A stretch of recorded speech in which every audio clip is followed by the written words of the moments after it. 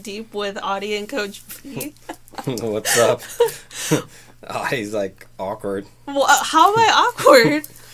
You're just sitting here all proper like this. That's how I always sit. You don't.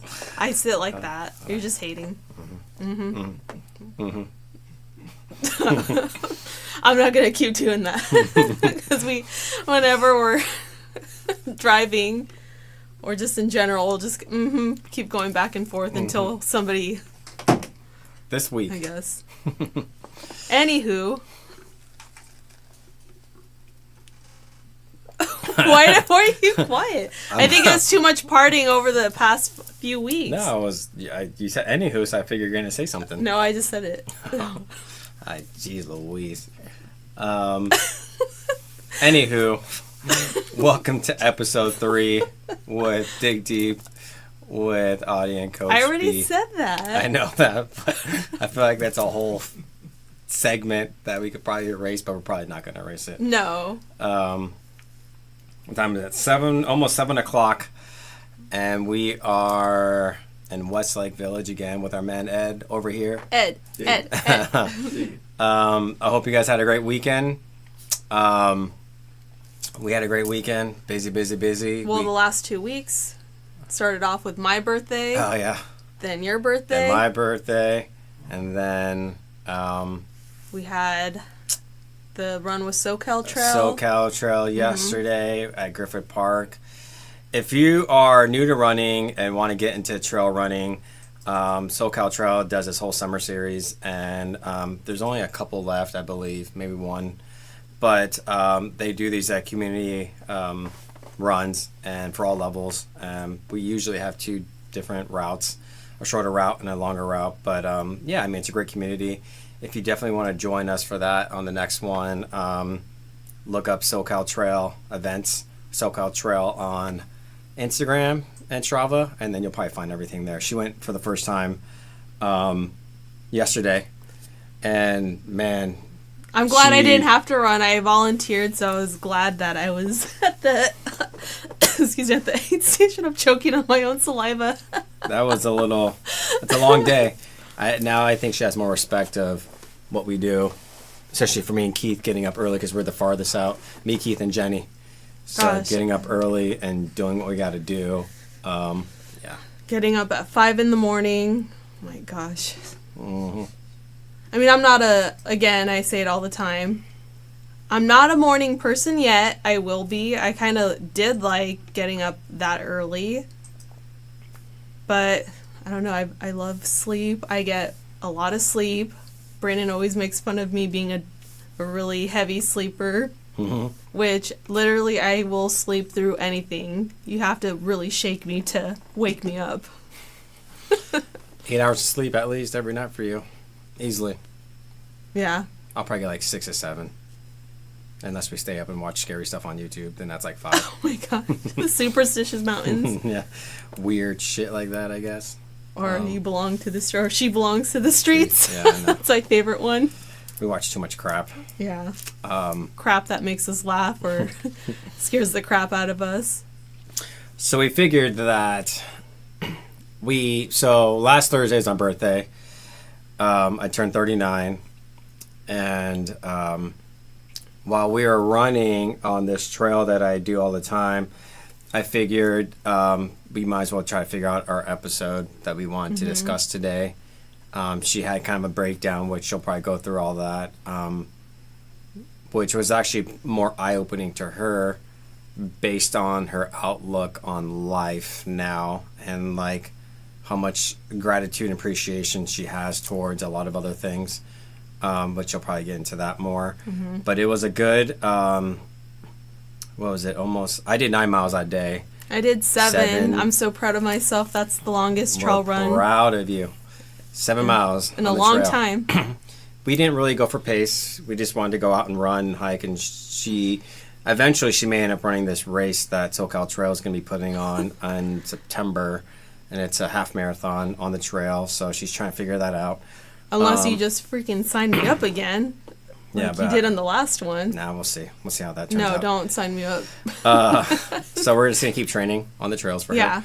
But, yeah, I mean, we always said that trail heals, right? Or at least like helps you It become does. a little more It awake really to a lot does. of other things. When you're out there running, definitely had an eye-opening experience when I was in the trails. Again, it's like, gosh damn, why do I keep crying all the damn time? It's like having realization after realization, but it's for my spiritual growth right now and being a better person and just really releasing all this shit that doesn't serve me anymore. Well, you're 1 year older, You don't need to tell people how old I am. 1 year wiser. Yeah. Yeah, I think that with that, I think you just kind of develop a new Yeah. understanding of like where you'd like to be at in your life. Yeah. know? Like Audrey called me, Miss Newmont. She called me the day after my birthday, left me like a beautiful little song message, Aw, I and love Audrey. and then we ended up talking on the phone. But it was great because it kind of put things in my head in perspective of like our path. And ironically, on our run, we talked a lot about our path. You know what? I guess for us, it's like the direction we took, right? And was it the right direction? Is it? Are we still heading in the right direction? I think a lot of us nowadays don't really know. We don't really know what our purpose is. Some people just work a 9-to-5 kind of job and they hate that and they just rather do something else. But a lot of us are scared to like do that, which I think we're kind of one of them. But Actually, for purpose, when I went to a psychic fair over the weekend, or it was a panel at the Newmont Center, and man, that was amazing. And actually, Nick talked about life purpose. yeah, And it actually doesn't have to deal with occupation. It's just like living your life more intentionally and more purposeful. And after that, I'm like, oh my gosh. I think that's That's- what. Well, I mean, that's what like Jesus have said. You know, like live your life in a way where you make people feel good and feel happy. Yeah. And don't expect anything out of it. And I think a lot of us don't really process that. You know, in a spiritual context. But I think, yeah, it's kind of funny because we had that conversation right with Isaiah at dinner one time, and he told me.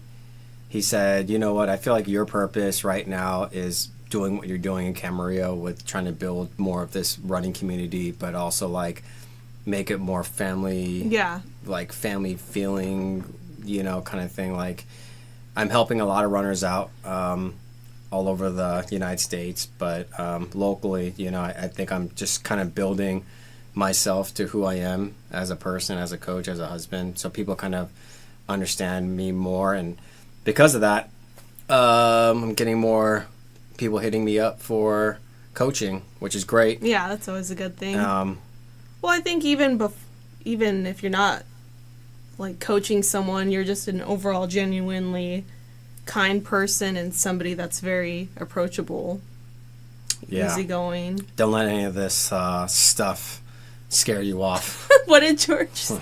Like George, he said Or you more look Georgie. scary. I started laughing Hey, when brother. he told me. Yeah, he said I look too scary. He said I look a little rough, right? I don't remember. He said something that he didn't know if he should approach you or I was like something. intimidating because we followed each other on Strava at that time, and then we finally met, and then He saw your tattoos and wasn't sure if he should I wasn't sure if I was a approach you. nice guy or not here now, but I guess I get that a lot. But yeah, no, I think in general, like, it was a great conversation that we had between each other on my birthday, and I guess that's what we're going to talk about today. I mean, there's a lot of stuff that got brought up, and I think this will be a good episode because I think you're going to kind of lead the conversation a little bit, and you'll talk about your own experience with grief and your path and like what you value now in your life and what you're trying to gain out of life. A lot of us are zombies, so I guess now it's your turn. And I'm gonna go now. Just kidding. Oh, like really? Where are you going? Well, so when I was on the trails, I just get a lot of bad anxiety, and I really didn't know what was triggering all the anxiety. And of course, talking to you, you poke at me or you pick at my brain more. And you really had me think, and then it's like, oh man, here comes the damn tears again. Like, I should just be sponsored by Kleenex at this point. My boy Hayden, what did he say? You needed a box of tissue? Oh, because we didn't have the tissue. Yeah.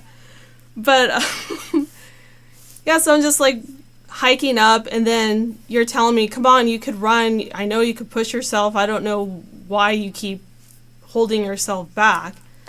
And then I had this like vision of Jeff Sherman, who was our naturopath back in 2016, 2017. I don't. Was it 2016? Or maybe we met.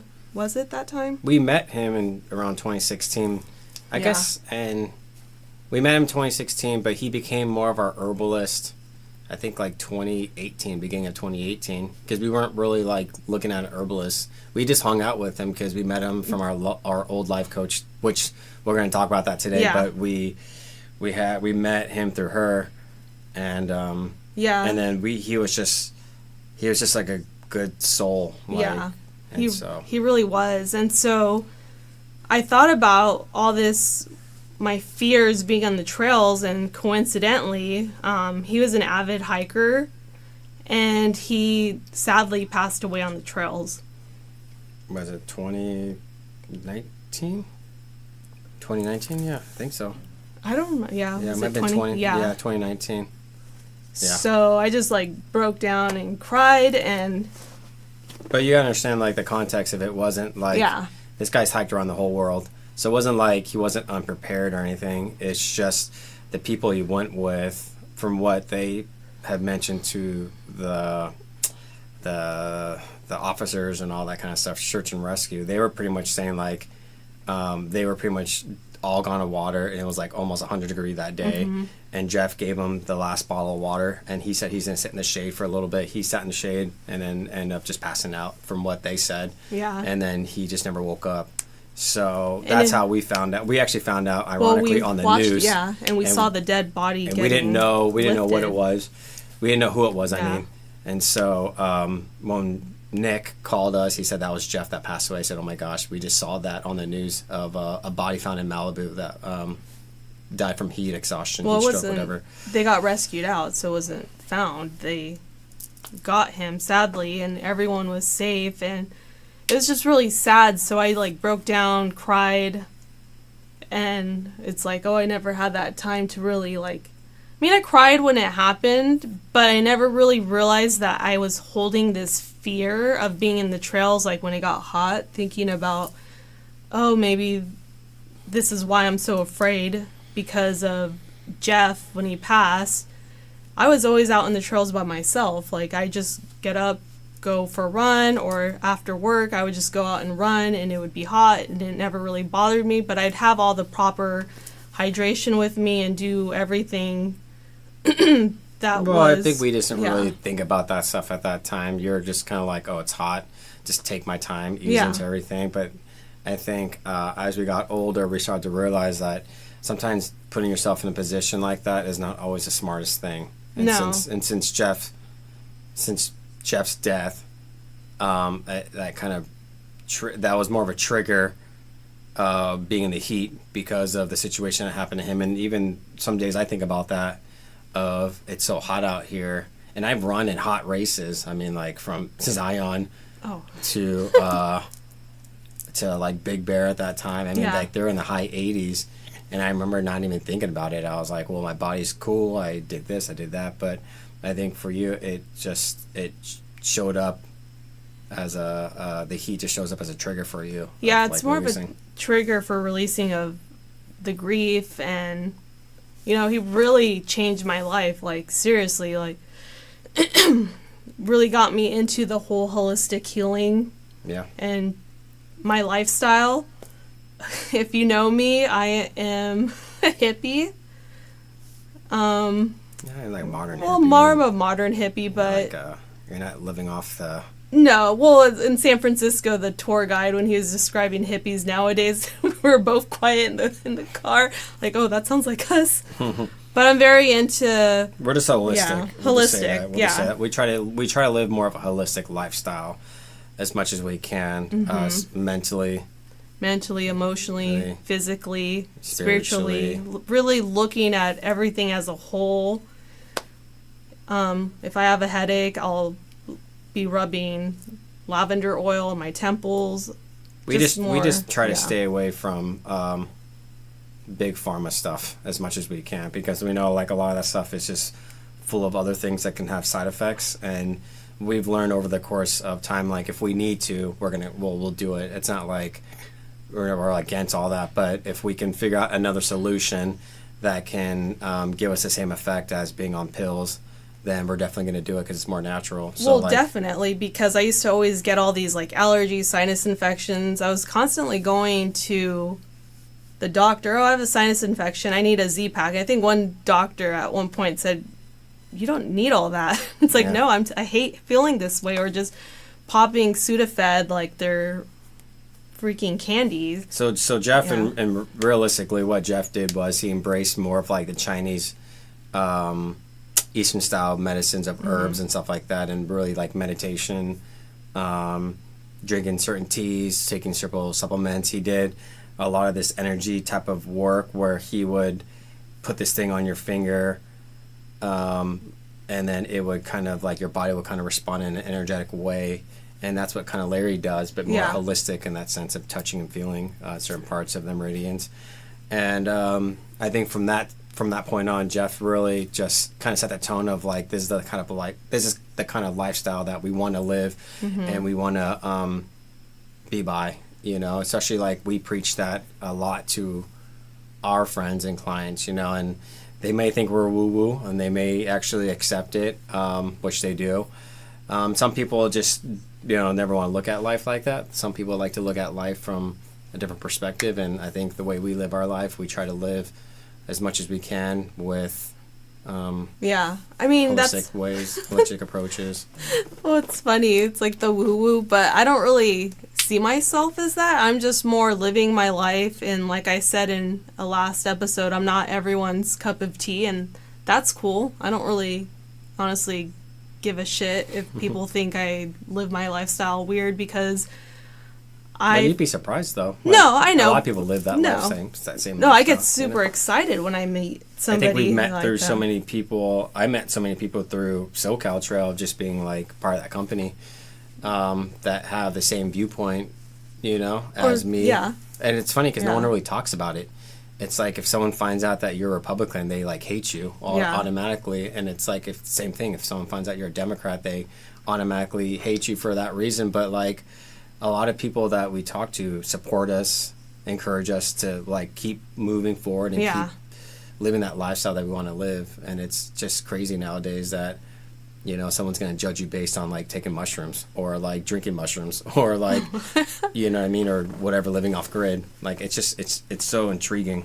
I mean, you just got to be happy. Like I mean, it's crazy, but you just got to be happy and respect people's life choices and lifestyles.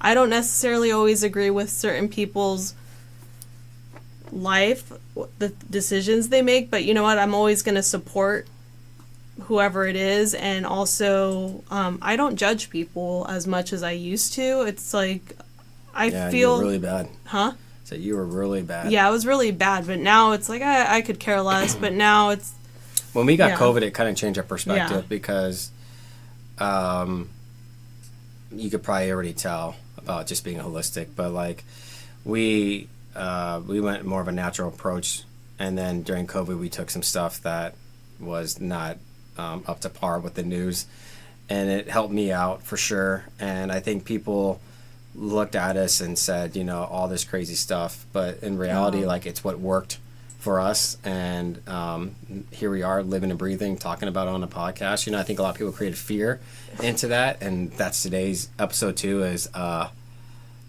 think or episode 3, we're going to talk about fear, path, like how did that all mesh together with us, right? Because Jeff was like the first step, I think, for us. Our life coach was the first step. Jeff was like introduced to like our second step, if you want to look at it from that point on, because we had a life coach. We spent stupid amount of money to get where we need to be at, right? Stupid money. And we saw that as a benefit of what we wanted, maybe in this. I think in the beginning realm. it did help, maybe just very, like, at least it introduced us, but it became really, like, toxic. Super toxic in a way where it caused us to almost... We almost got a divorce over it. Because of it. It also caused us to fight more. It caused us to lean on her instead of our own belief system, which, we believe in God and everything else, but, like, we put her on the pedestal of her being, like, the highest of the high. Well, it's because she would perceive herself like, I'm this, like, all-knowing person, you need to come to me, but then... I can heal you. I could heal you, but I just knew when that incident, when you got really bad anxiety, and the way she was acting... I knew something was off about her, and she kind of, I mean, look, granted, there's a benefit from it. You know, we did benefit. A lot of things came out, in that realm for me, like even before all that, getting into like trail running, and then like working so much, traveling so much, I would just go in the mountains for hours and hours and run my miles.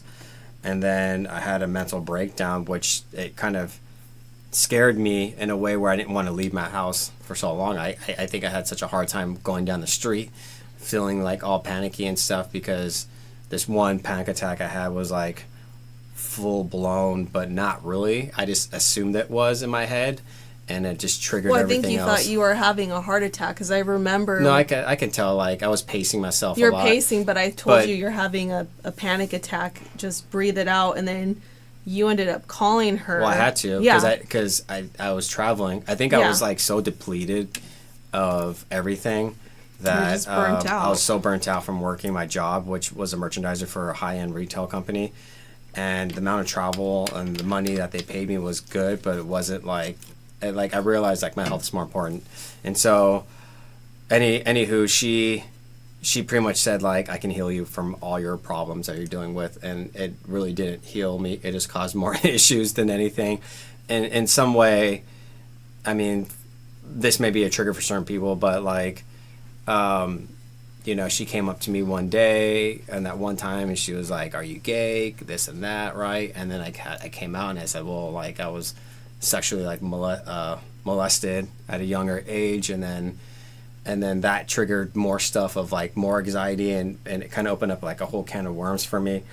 And now I'm able to talk about it and not, like, be fearful about it or ashamed or anything like that, because thank God for Audrey. She kind of helped me release that, and I'm more open about that kind of stuff. But, like, I think, like, having abandonment issues as a kid, my father passing away when I was 3, my mom trying to support 3 kids as an immigrant, trying to figure that out. And so having Jeff there as, like, another father figure to, like, take care of me was, like, nice. And then he passed away, and so that was, like, a whole realm of, like, holy shit, man, like, all this other stuff, right? And I never really properly learned how to grieve, because I never really had to. I'm the same way. I never really knew how to grieve either. But during that whole time frame, too, in 2018, she's the one who said, I can take care of you. And at one point, she's all like, you're not even healed yet? How come you're not even healed yet? You should be like this and that. And I was like, what the fuck? Like, and so it caused more issues. And then she started to feel like... She was trying to push me out, and I felt it. I'm like, energetically, this woman is toxic as fuck. Yeah. Like, I just feel it. I don't know what her deal is. I know it was more she missed her son, and she would make comments constantly about, oh, Brandon reminds me so much of my son. Oh, I miss him so much, yada, yada. Yeah. And so it's kind of like, is she trying to, like, push me out and then have this, like... I would go to her, like, for multiple times a week and have these sessions, but these sessions I would have with her, like, they're like healing therapy sessions, weren't really healing. They were just therapy sessions, but it became more of her therapy. For her, she would break down and cry in the middle of our sessions. She would have her own stuff, and then she would tell me some stuff, and then I had to help kind of heal her in some aspect, of which I didn't really think about at that time. I just was like, okay, but then... it just became like that. So, like, out of everything, we had a bad life coach, which triggered a lot of other things of financials to trusting people. We had a big trust issue with like meeting grown-ups that would say like, oh, I can do a reading for you, or I can do some energy work for you. That's why my guard is so up with a lot of people, because her, it kind of had, I don't know, I guess it's trust issues. Yeah, we just didn't energetically mesh anymore, and I think we lost our trust after what she was doing with us, because in the end, this one person we knew said that her friend, his friends, that were a gay couple ended up getting a divorce because of her, because this life coach we had also life coached them, and they got separated because of that, which was so crazy, because we were like, oh my gosh, like we were almost at that stage that this lady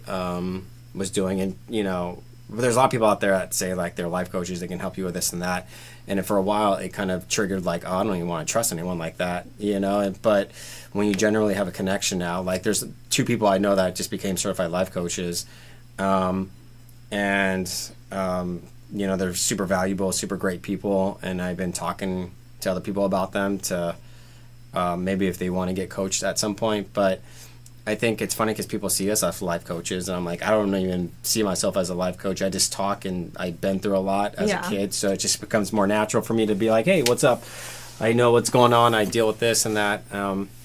But I also believe like that helped out because that met Jeff, right? And then from Jeff passing away, we met Nick. Well, we met Nick and Audrey before Jeff passed away, but it's just funny how things work out, that we had to go through stages or more of a shitty experience to get to where we're at now. But, you know, even though it was really shitty, I just blessed the situation as like, well, it's something I had to go through. It took us a lot to Well, forgive her. It took us a while.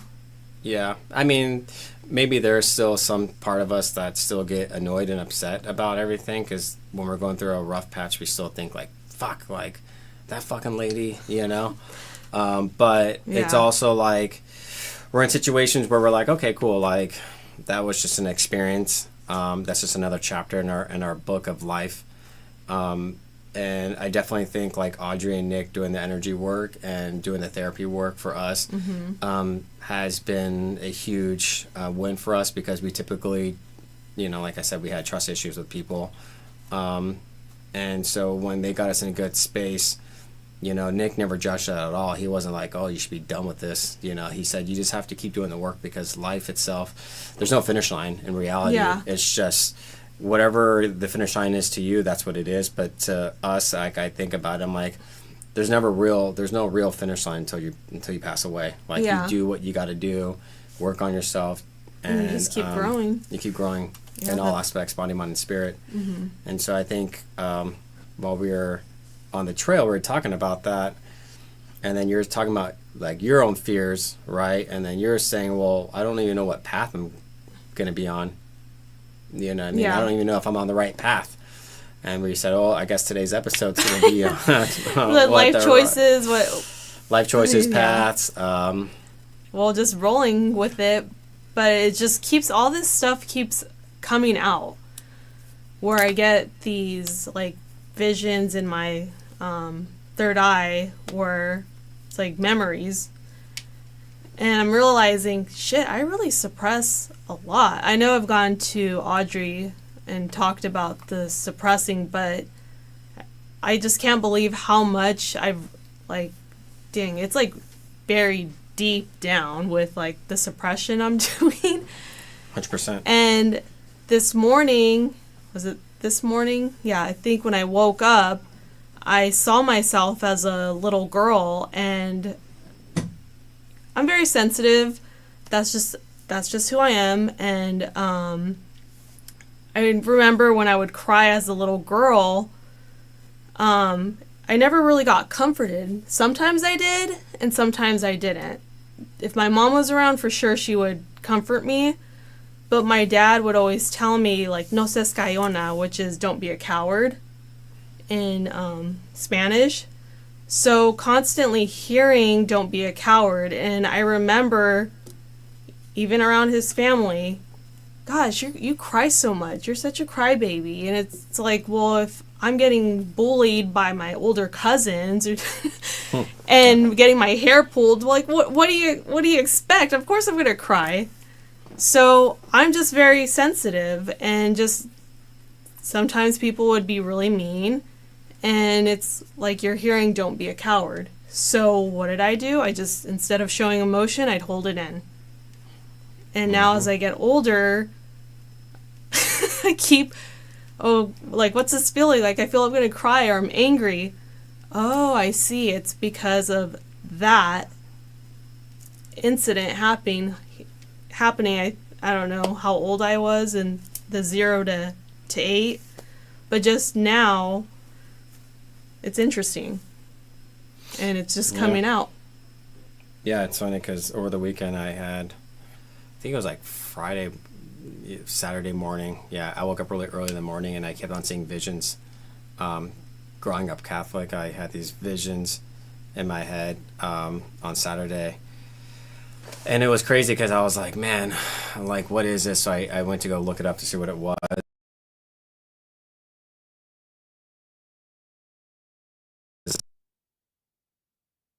It's going to be me, Keith, Justin, Hayden, and Matt running the trails, and it ended up just being us 4 minus Justin. And so Keith had to do his own thing because he had to be back early. But anywho, so like that morning I was like thinking about stress out for something. I don't even know what it was. And then I saw this Psalm 28:11 in my head, this vision, and then I was like, okay, what does it mean? So I went to do the research that you're talking right now, and it's a Catholic thing, but it just says, the Lord will give you virtue to his people, the Lord will bless the people in peace. And I said, and I literally was like trying to process that, because that's 2 days after my birthday, and as I get older, I'm trying to live more of this like peaceful life of being more into, regardless of what you believe in, but be more Christ-like, right? Not the religion aspect, but just more in following the teachings of Christ to be a better human being, not a shitty person anymore, And so when I looked at it right now, I was like, okay, yeah, peace in your heart, because as you were talking, I could hear someone talking to me on my right side, and then I had to open that up and just like preach about it, you know what I mean? And so, but it was very like, yeah, I mean, there's a lot of things growing up that like, don't be like, people would say that, don't be the V word. I don't know if I want to say that The on here. what? The V word, woman's private part.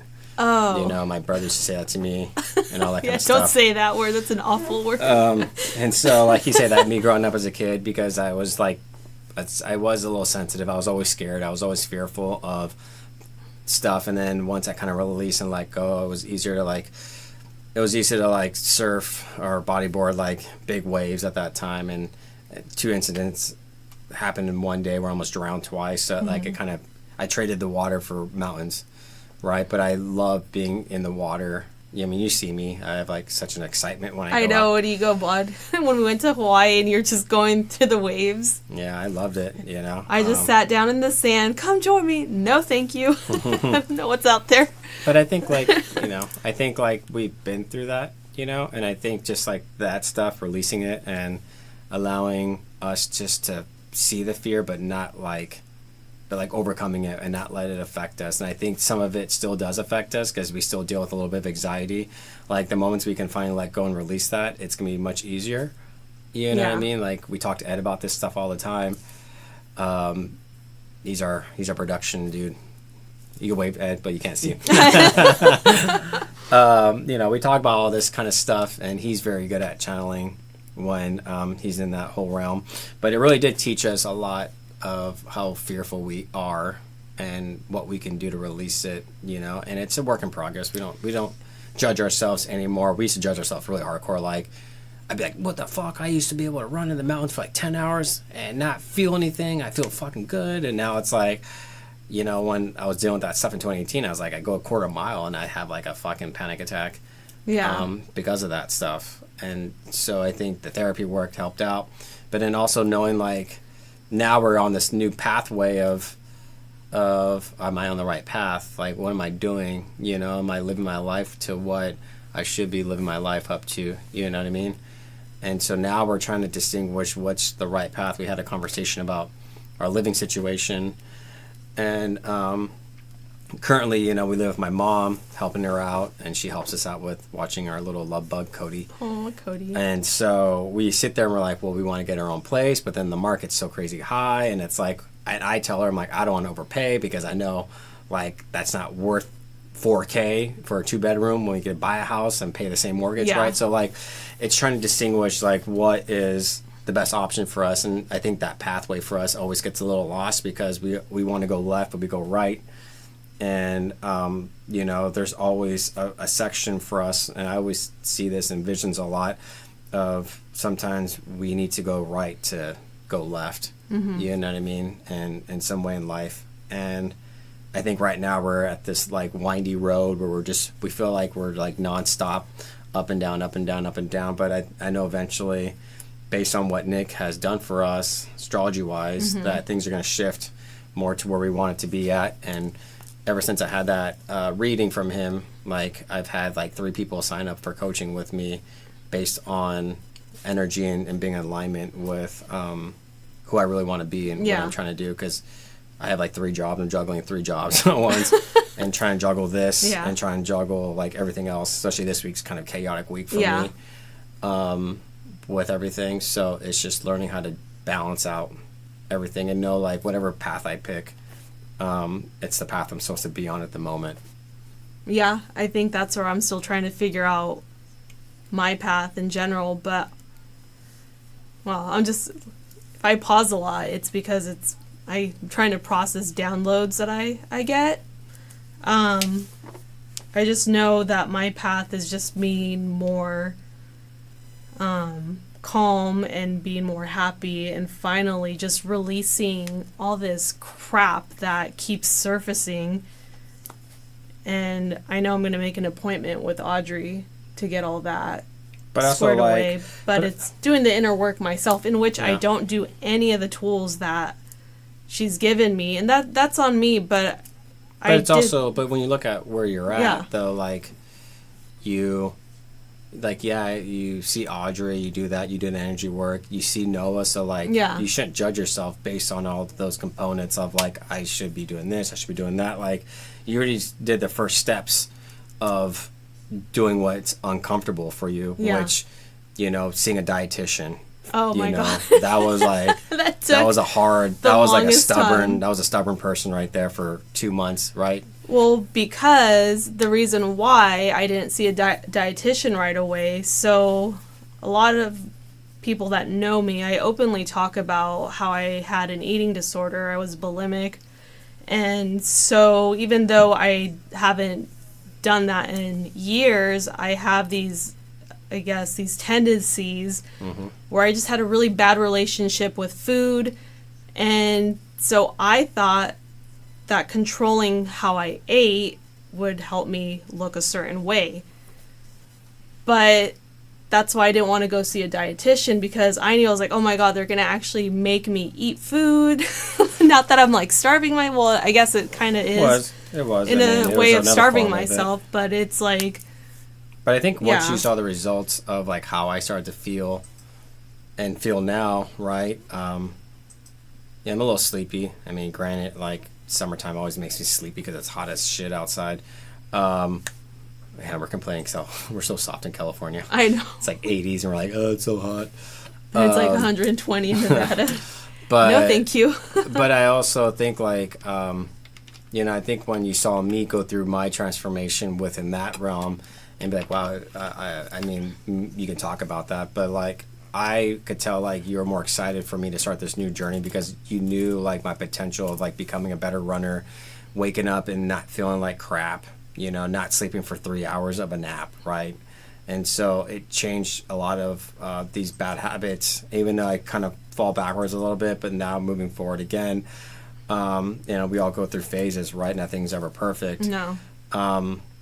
But just seeing the growth, and even me contacting Noah today and be like, hey, I need to go see you because I haven't seen you in a while and I want to do all this therapy, I made an appointment too. Stuff. Yeah. So I think we're doing the diligence of getting up. Yeah. Like, at least I get up early and do that, and I feel better throughout the day when I do that.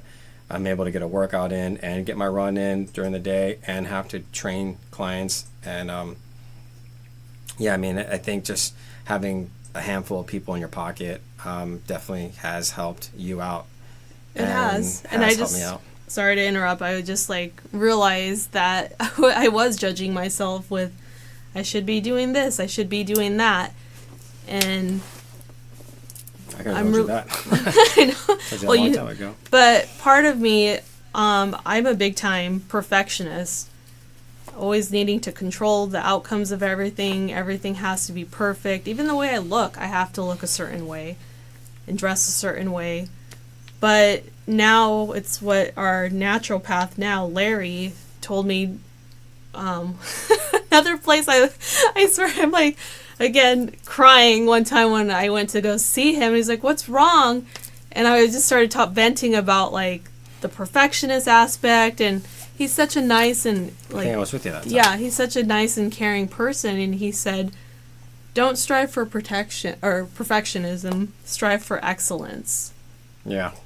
And it really changed my perception of shit, I really need to let go of this whole perfectionist thing, because I think the way my upbringing is was my dad was an alcoholic, and just it was a lot. I mean, he's sober now. I love my dad, love my mom, but there's just a lot of trauma growing up as a kid with a lot of the yelling, and don't know if my dad's going to be drunk this weekend again and calling us names. He wasn't abusive, but it was more an emotional, and just seeing somebody you care about change into this other person, it was scary.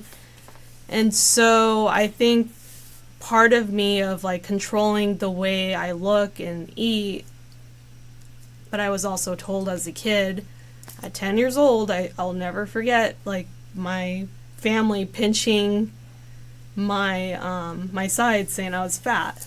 Yeah. And so it's I just found ways to, okay, if I eat this much, I won't gain weight. I'll look a certain way. Mm-hmm. Or it was just a way of gosh, no way to explain this, but eventually, sadly, I got into binging and purging, and just that release of when I would overeat and then just purging, it felt good, and it was a release, but then I'd feel like shit right after. So what tools did you use to help you overcome that? Well, I got therapy for it, and it helped, and then I didn't realize that I still had you did hypnosis too, don't forget that. I've done hypnosis for it, which helped, but I also, when I saw Noah, our dietitian, and it's kind of more of the shame factor of actually having to open up to somebody oh yeah, I had bulimia, or I was like this. Yeah. And so I was trying to not tell her when I was seeing her, but it's well, what am I hiding from? This is why I'm going to her for. And so when I opened up to her and broke down, she was oh, I could help you. It's relatable. I know how you feel. I've never had anybody tell me that. And I felt because it's sometimes I still get embarrassed about it. Shouldn't be. I know, but there's plenty of people out there that are listening to this right now that probably want to know what you did and how you did it to Sarah, I go again with crying. We gotta carry a box of tissue around here. Happy tears, baby, happy tears. But I'm glad I don't do that anymore. I think there's a lot of things that we're happy about, Yeah. That's one path. You finally got out of that negative path, and now you're on a positive path. Yeah, and it's horrible to feel like that, to even, see myself in the mirror and be oh, I'm fat, or look at me. And so... Nothing to be ashamed about. you know. But, you know, for anyone struggling with body image, like, it sucks. It really does. It consumes you. And so, finally, I'm not crying because I'm upset. I'm crying because finally I had this relief and finally had someone that had, like, a breakthrough with help, really getting the help that I needed. Because... Well, you just suppressed a lot. Yeah, I suppressed a lot, but I was kind of like... Even in a relationship, you would lie to me about that stuff. Well, because I would never... And it's like... It's just this horrible... Like, having to run to the bathroom after a meal or trying to hide in people. I mean, it got to the point where people... They noticed it. They noticed, like, oh, wow, she's starting to look really unhealthy. Or, just... It's sad that I had to lie to everyone. Even my dad, he took me to go get waffles. I'll never forget this in college. And I was so stressed out from finals, and I just binged eat. I binged ate all this food for breakfast, and then I was trying to use the bathroom, like, to purge. And at the restaurant, but the restroom happened to be broken. And so I was so stressed out. I remember speeding home, and my dad was saying, "Why are you driving so fast?" "Oh, I really have to use the bathroom." Ran into the bathroom and just let it all out, and my dad heard me, and it was just so embarrassing. He said, "Why are you throwing up all your food? I heard you." And I just made up a lie. "Oh, I just didn't feel good." And he said, "You're throwing up."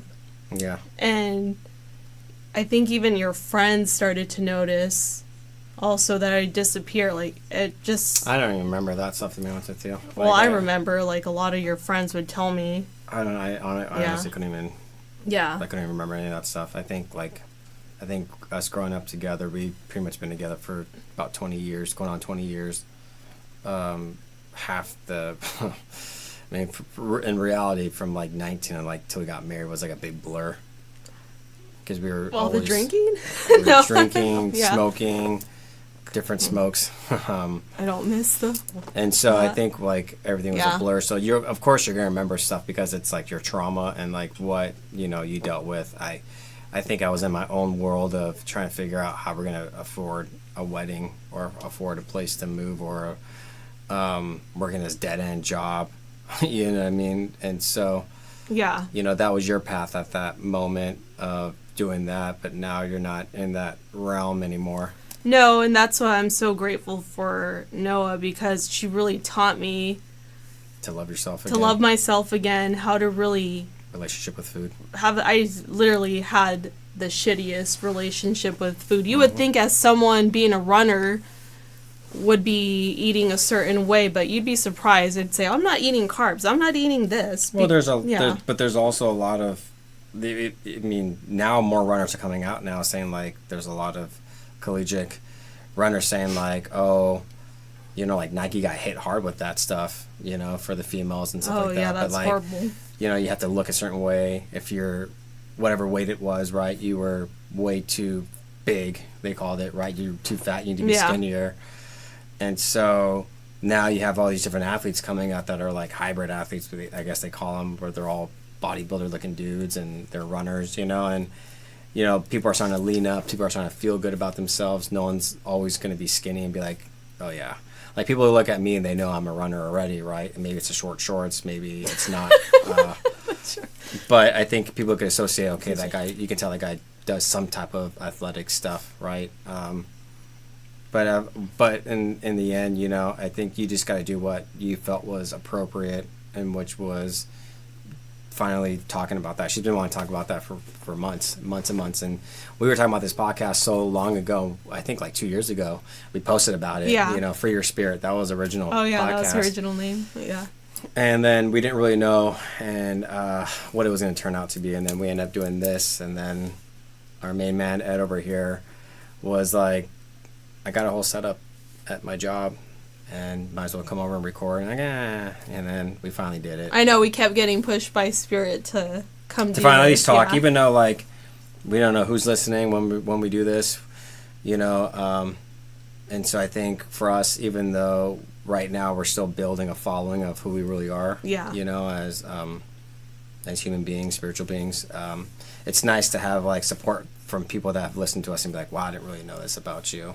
Yeah. You know, and I think a lot of it was we had a lot of fears about how are they going to perceive us now, you know, because people look at me and don't even think I'm like into some of that same stuff. I may not have like 1,000 crystals like her everywhere, I'm always you know, covered in crystals. but you know, I mean, I do believe in a lot of that stuff. I mean, I have bloodstone, which ironically was so crazy that when you got this for me, for your birthday, on your birthday at that place, right? I energetically felt like I could feel this pulse happening in my hand. I was like, holy shit, this thing is like pulsing, right? And then the next day I ran for my birthday shindig at Ray Miller, and the whole time I was running I felt so good. Yeah. And nothing stopped me, like my ankle, you know, I rolled my ankle pretty bad last time we talked about the episode too, but then, you know, I felt so good during that run, and Aaron checked me out and he's like, dude, you're good to go. Like you have no stress, right? So I definitely think there's a vibe that a lot of these crystals, I mean, I got copper all over me, even with my 5G tower watch and all this stuff on me. You gotta start wearing shungite. Nah, protects against EMFs. I truly believe in when you fear that kind of stuff so much that it's just you're gonna bring that to you. But I'm like, whatever, you know what I mean? Because I guess I have other things that balance out. I mean, like the tattoos on us is even worse than anything. So it really does. It's just whatever you believe in. But we did allow the fear to get to us a lot with that, and running and other things. Like I feel so much better today after having a conversation with you and Keith yesterday about my backbone. You know, I'm not going to be doing that now this year because of how my body's been handling after the 50K, and just I was like cramming everything in, and my whole fear was, what if people that I've been telling this to is going to think I'm like a joke, you know? Like you start to develop these stories in your head of like, man, like what's Hayden going to think of me? What's Matt going to think of me? Is Keith going to say I'm doing this? Is Tina going to say that? Daniel? Because I told all these people that we're going to do this together, a big group of people, but then after dealing with some weird aches and pains in my body, I was like, okay, like it is true. Like I was processing it, and Matt has like crazy amount of racing, and I said, you know what, let me just focus on my other big race at the end of the year and put all my effort and training into that so I could feel much stronger going into that. And that fear finally like released as I text Matt last night, and I said, bro, like I don't think this is the right move right now. We haven't trained on the course. We need to do the course and feel more comfortable, because we feel comfortable from Sandstone Peak, maybe a little bit before that, back home. But like anything, the first 30 miles of, you know, the whole front section from south to north, we don't really know about. And so people are like, oh, you're in for a ride. And so I think it's better for us to be more prepared for it. So we're going to shoot for it for next year. So that was like a fear I had talking about that, because I mentioned that here, that I'm going to go big and go home. But now realistically, I'm like, okay, what's the next step in my life? Yeah. And this is the next step in my life, which I don't feel as much aches and pains. Maybe that was the energy I was holding on to. Yeah. And so now I'm going to be training hard for Ray Miller 50K, because I have some big goals and aspirations for that. But it's also just letting go of other expectations of ourselves and letting go of expectations of what people think of us. Yeah, it's good to even... I was doing my timeline this morning, and that's one of the tools that Audrey gives for us. And I was doing emotions, and that's where I got the vision as a child back to that. And I was thinking, oh, I better not cry again on tonight's episode. But and you did. I did, but it's all the judgment. I judge myself so much because I was traumatized with being called a Guyona, a coward, or being told, you're so touchy, you're so sensitive. Man, that shit is so fucking annoying when people, like, that is one thing that's a trigger for me when people tell me that. But now it's like, you know what, you can think whatever the hell you want of me. I'm human. I have feelings, and sometimes people could be mean or. But then you look at the amount of. But they also look at the people that support you now, right? You got like your AAAs. Yeah. You know, you got the guys, of course, the husbands with those. Yeah. But then also, like, even this running community that we have, like, people are so, like willing to, like, go up to you now and talk to you and cheer you on and say, like, positive things, right? There's always a female supporting another female. And it's like this whole, like, woman empowerment, which I think you needed in your life, you know, and I think building this community of like-minded people in Camarillo is bringing out more females to come out because of your stories, because of what you talked about, because of just the home body, like just that type of energy that we give off. You know, it helps drive people to come over with us, you know. And I love it. Like I love seeing new faces each and every week, and we had 2 new faces last week. Yeah, it's good to see that, but I just feel like also telling my story with what I went through, hopefully it could help someone, that if you're struggling with that, even if you don't have an eating disorder with body image. I mean, I've talked about this with Noah with the whole body image, and she told me, you're going to have your good days and you're going to have your bad days, and on your bad days, don't judge yourself. It's okay. And I'm realizing that I don't talk enough about my bad days, and so I told myself I'm going to talk to Brandon about it when I'm having a bad day with how I look, with body image. But then part of me gets embarrassed and ashamed because, again, it goes back to the judgment. But it's also like, even to this day, I mean, I lost my hair at I was losing my hair at 14, right? And then that being the way it was, and then being in my mid-20s, losing all my hair pretty much, right? And that's like a big downfall with that. So like, you would be like, oh, you look better with a shaved head or a bald head, right? And most people associate that as like, you know, but then it was always like a judgment thing of, they're gonna think I'm older, they're gonna make fun of me because my bald head. You look good with the bald head. I know, but like, it was just like that state of mind when you're when you want to feel a certain way and look a certain way. But and as we get older, I started to appreciate, like, I don't have to shampoo my head. You know? I mean, I freaking spent so much money on hair products, you know? So you're lucky you don't have to. So I guess at some point, like, myself, I got tattoos to supplement the way I looked, right? And it was like, well, if I have a shaved head, at least I'll get tattoos to, like, be a certain way, look a certain way, so at least I look more rugged or whatever it was. And I use that as an outlet, right? But now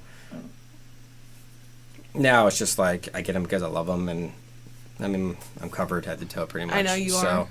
So it makes more sense, you know, of like how I feel now about myself. But like, I think it's relatable with a lot of people that we meet and talk to. And now that you're going to be part of like SoCal, coming out to some of these events and stuff like that, people are like, oh, you're Brand's wife, and you're like, who the hell? Like, who are these people? I'm like, I don't know who who's that? But I've met so many cool people. I've met a lot of cool friends, and it's because you put yourself out there. Yeah, I'm coming out of my shell. I don't know. I can't really say I'm introverted anymore. You still are. I still am. Yeah, introvert. I'm the one that was like, go tell people on the list. And you're like, ugh. Go introduce yourself. I don't want to. Go introduce yourself. Go introduce yourself. But, and it's not because I'm being mean. I'm just a shy person. Yeah. I mean, but now we're on a podcast, and now you can see what it says. Dig deep with Audience Coach B. You know? But yeah, I think overall, I think as we close this episode, I think we just wanted to like share a little bit more about us, because I think a lot of people have been asking us, at least, like, what does this mean? What does that mean? How did you become this way? And you know, we announce to the world everything. We like spill our guts to you guys, and we don't see that as a negative thing. It's just, we just hope that people can learn from it, at least from what we've been through, and ask us questions. Yeah. I mean, we're open books pretty much. Like, I'm not really, if you ask me questions about my struggles, what I went through, I'll answer it. I'm not gonna hide away from it. I really don't have anything to hide, so... No. I remember the first time I told, like, Donnie, one of my best friends out there, like, the situation I was going through, and he said, like, I remember that time frame, he sent me, like...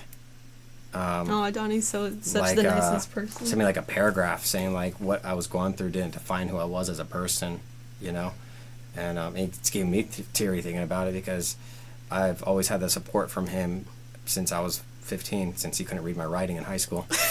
But I had the support from him, and it really, like, it was good to have that. And then I had the support from, Chris, Tui, we call him, right? And then having support from Keith. Like, I have so many different backgrounds of best friends.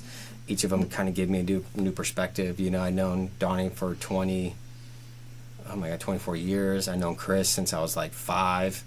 So that's like 34 years. And I just met Keith like almost 4 years ago.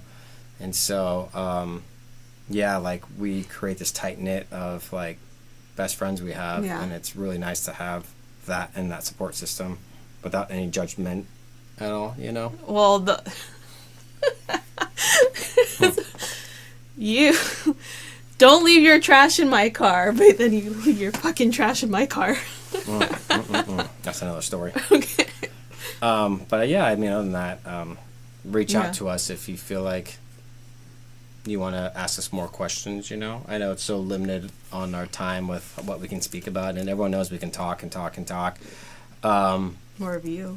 Yeah, I know. But I could talk a lot too. But I hope you enjoyed this episode 3. I don't even know what we're going to call it. We'll just say fear, pathways, judgment. I don't even know. Like a whole realm of traumas. Everything. We'll call it like a can of worms. A can of worms. Can of worms. But we're still overcoming things. So we're not out of where we want to be at yet, but we're still overcoming things. We're working on ourselves, and I think that's a daily grind. And I think a lot of people have to remember that it's all about the journey. Yeah. Right?